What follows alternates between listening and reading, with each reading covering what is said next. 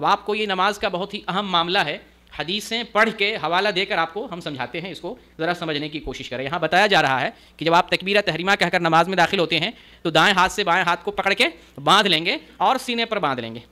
आइए आपको सबसे पहले बड़ी ऊंची किताब की, मोतबर किताब की दलील देता हूँ, जो सही बुखारी की हदीस है, हदीस नंबर 740। सहल बिन साद बयान करते हैं, कहते हैं कान अन्नासु युमरून अन यदअ रजुलु अल यद अल युमना अला ज़िराइहिल युसरा फ़िस्सलाह, कि लोगों को हुक्म दिया जाता था कि वो नमाज के अंदर अपने दाएं हाथ को बाएं बाजू पर बांध लें। लोगों को हुक्म दिया जाता था, यानी साहबे कराम को कहा जाता था। ये हुक्म देने वाले कौन हो सकते हैं? सिर्फ और सिर्फ नबी सल्लल्लाहु अलैहि वसल्लम। हदीस को समझें, हुक्म देने वाले सिर्फ नबी सल्लल्लाहु अलैहि वसल्लम। इसलिए दीन में और किसी का हुक्म नहीं चलता है, पीरों का, फ़कीरों का, वलियों का हुक्म नहीं चलता है। दीन में अल्लाह और उसके रसूल का हुक्म चलता है। तो यहाँ जो सहल बिन साद रज़ी अल्लाह तआला अन्हु बयान करते हैं कि लोगों को हुक्म दिया जाता था कि लोग नमाज में अपने दाएं हाथ को बाएं हाथ के ज़िरा पर बांधने का हुक्म दिया जाता था नमाज के अंदर। ज़िरा किसे बोलते हैं समझें? ज़िरा हाथ को बोलते हैं। हाथ को कितने हिस्से पर मुंतबिक होता है? ये जो बड़ी उंगली है, हाथ की बड़ी उंगली है, यहाँ से लेकर क्योहनी तक, इसको क्या बोलते हैं? ज़िरा बोलते हैं। इसको हाथ बोलें, एक हाथ बोलें, ज़िरा बोलें, बाजू बोलें, इसको ज़िरा बोलते हैं। ठीक है, इसकी मैं दलील देता हूँ।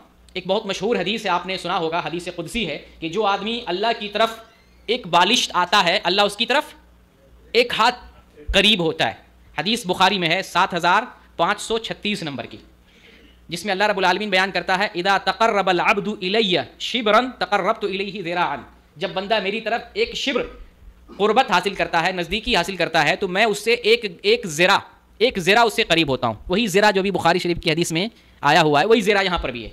एक हाथ, यहाँ मुराद ये है कि एक हाथ में उस बंदे से करीब होता हूँ। तो ज़िरा मैंने क्या बताया?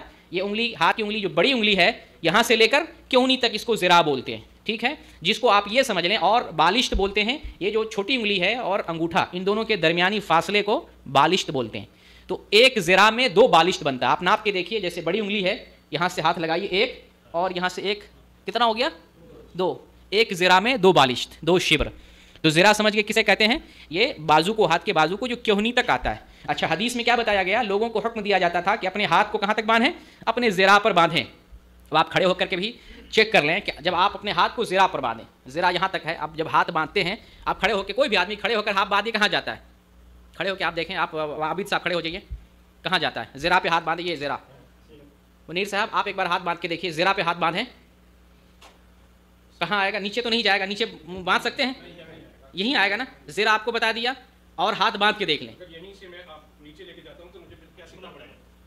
सवाल ही पैदा नहीं होता है कि हदीस में ज़िरा, और ये हदीस कहाँ पर है? सही बुखारी के अंदर आई हुई ये हदीस। इसलिए झगड़ा ख़त्म है। झगड़ा क्या है? ख़त्म है। लोगों को समझने के लिए आसान है कि ज़िरा किसको बोला गया। दूसरी हदीस में मजीद वजाहत भी आ गई। ज़िरा को एक दूसरी हदीस पढ़ के मैंने बताया कि उस हदीस में भी ज़िरा का लफ्ज़ आया हुआ है, उससे क्या मुराद है। और एक दूसरी हदीस जो सुनन निसाई के अंदर है, 890 नंबर की, ठीक है, 890 नंबर की, शेख अलबानी इस हदीस को सही करार देते हैं। और वाइल बिन हुज्र रज़ी अल्लाहु अन्हु बयान करते हैं, नबी सल्लल्लाहु अलैहि वसल्लम की नमाज का तरीक़ा बयान करते हुए कहते हैं सुम्मा वज़अ यदहुल युमना अला कफ़्फ़िहिल युसरा वर्रुस्ग़ि वस्साइदी, कि नबी करीम सल्लल्लाहु अलैहि वसल्लम ने अपने दाएं हाथ को बाएं हाथ की हथेली, कलाई और बाजू पर बांधा। अब मजीद डिटेल जो सही बुखारी के अंदर अल्फाज हैं, मजीद डिटेल में कहाँ से? सही सुनन निसाई के अंदर ये बात आ गई कि हाथ अपने, नबी सल्लल्लाहु अलैहि वसल्लम अपने दाएं हाथ को कहाँ कहाँ बांधा? इस जो है हथेली पे, कलाई पे और बाजू पे। अच्छा, आप बांध के बताइए कहाँ जा रहा हाथ? वहीं जाएगा ना, सीने ही पे बंधेगा। अभी सीने का मैं जिक्र नहीं कर रहा हूँ, लेकिन आप खुद ही बांध के देख लीजिए वो हाथ जा कहाँ रहा है। जैसे कहा जाता है ना, हाथ नाफ के नीचे बांधना चाहिए। सवाल ही पैदा नहीं होता है कि जो बंदा हाथ जो है अपने बाजू पर बांधे और नीचे नाफ के नीचे पहुँच जाए, सवाल ही पैदा नहीं होता। ठीक है। और वाइल बिन हुज्र रज़ी अल्लाह तआला अन्हु ने वजाहत के साथ यहाँ तक बयान कर दिया, जो इब्न खुज़ैमा के अंदर है, कि मैं नबी सल्लल्लाहु अलैहि वसल्लम के साथ नमाज़ पढ़ा तो नबी सल्लल्लाहु अलैहि वसल्लम अपने हाथ को सीने पर बांधा। नमाज में आप सल्लल्लाहु अलैहि वसल्लम अपने हाथ को सीने पर बांधा, ये इब्न खुज़ैमा के अंदर वजाहत भी आ गई है।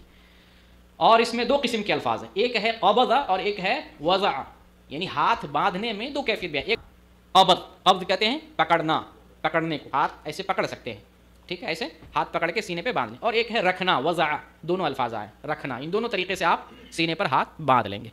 लेकिन कुछ लोग ऐसे करते हैं, 3 उंगली एक नीचे एक ऐसी जो है फंदा बनाते हैं, अब हाथ को फांसी देते हैं। इसकी ज़रूरत नहीं है ये तकल्लुफ़ की, ऐसा नहीं। आप हाथ पकड़ लें, बाजू पकड़ लें, या आप रख दें, दोनों कैफियत आई। लेकिन इसको अंदाजे से पूरा 3 बीच में होना चाहिए, एक नीचे लटकना चाहिए, एक इधर से पकड़ना चाहिए, इस तरह से कोई ज़रूरी कैफियत इस तरह से नहीं बयान किया गया है। ٹھیک ہے. اور اسی طریقے سے ابو داؤد کے اندر ہے 759 نمبر کی 759 حدیث ہے. طاؤس بیان کرتے ہیں. طاؤس یہ تابعی ہیں لیکن رسول اللہ صلی اللہ علیہ وسلم سے بیان کرتے ہیں. کوئی تابعی رسول سے روایت نہیں کر سکتے. کیوں؟ کیونکہ ان کی ملاقات نہیں ہے. یہ یمن کے تھے، بڑے فقیہوں میں ان کا شمار ہوتا ہے. طاؤس بیان کرتے ہیں کان رسول اللہ صلی اللہ علیہ وسلم وضع یدہ الیمنی علی یدہ الیسری ثم یشد بعضہما علی صدرہ وہو فی الصلاۃ، کہ نبی صلی اللہ علیہ وسلم اپنے دائیں ہاتھ کو بائیں ہاتھ پر رکھتے اور دونوں کو سینے پر باندھتے اور آپ نماز کی حالت میں ہوتے. یہ بیان کرنے والے طاؤس ہیں. ٹھیک ہے. اور حدیث کہاں ہے؟ ابو داؤد کے اندر 759. شیخ البانی کہتے ہیں یہ روایت مرسل ہے. جب کوئی تابعی نبی سے روایت کرے وہ روایت منسب، بیچ میں انقطاع ہو جاتا ہے، صحابی ایک چھوٹ جاتے ہیں، ڈائریکٹ روایت کر رہے ہیں، ایسی روایت کو مرسل کہا جاتا ہے. ٹھیک ہے.